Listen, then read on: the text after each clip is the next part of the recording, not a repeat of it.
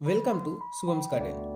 আজকে বলি কিভাবে পিটুনিয়া গাছে প্রথমবার ফুল ফুটে যাওয়ার পর দ্বিতীয়বার গাছগুলিতে ফুল নিয়ে আসবো। যেহেতু এগুলি সিজনারি গাছ, তাই যত তাড়াতাড়ি ফুল নিয়ে আসা যায় ততই ভালো। এই গাছগুলিতে ডিসেম্বরের প্রথম থেকে অনবরত ফুল ফুটছে, কিন্তু এবার ফুল শেষ হতে যায়। তাই গাছগুলিতে এখন কিছু খাবার দিচ্ছি। তবে অবশ্যই এই খাবার দেওয়ার আগে কয়েকটি টিপস নিয়ে একটি ভিডিও আমি শেয়ার করেছিলাম, সেটি দেখে না থাকলে নিচে দিয়ে দিচ্ছি, দেখে নেবে। চলো এবার বলি কি খাবার দিচ্ছি। এখানে আমি 5 গ্রাম এনপিকে 10-26-26 সার ব্যবহার করছি। এরকম একটি চোঙা নিয়ে নেবেন এবং চোঙাটিকে মাটি অবধি পৌঁছে দেবেন এবং সেই চোঙাটির দ্বারা খাবারটিকে দিতে হবে। এই সার যদি পাতায় লাগে তবে কিন্তু পাতাগুলি পুড়ে যায়, তাই অবশ্যই সাবধানে দিতে হবে। অনেকেই রয়েছেন এখন খোল পচা জল ব্যবহার করে, তবে এখন যদি খোল পচা জল ব্যবহার করা হয় গাছে ফাঙ্গাস অ্যাটাক হতে পারে, তাই আমি অ্যাভয়েড করছি।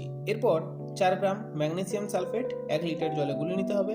সেখান থেকে প্রত্যেকটি গাছে 300 ml করে দেবো। এই জলটি দেওয়ার সময় পাতার উপর থেকে দিতে হবে, তবে পাতা অনেক দিন পর্যন্ত সবুজ থাকে, সহজে হলুদ হতে দেয় না।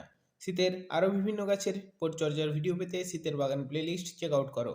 ভিডিওটি ভালো লাগলে একটি লাইক করে চ্যানেলটি সাবস্ক্রাইব করে দিও। ধন্যবাদ।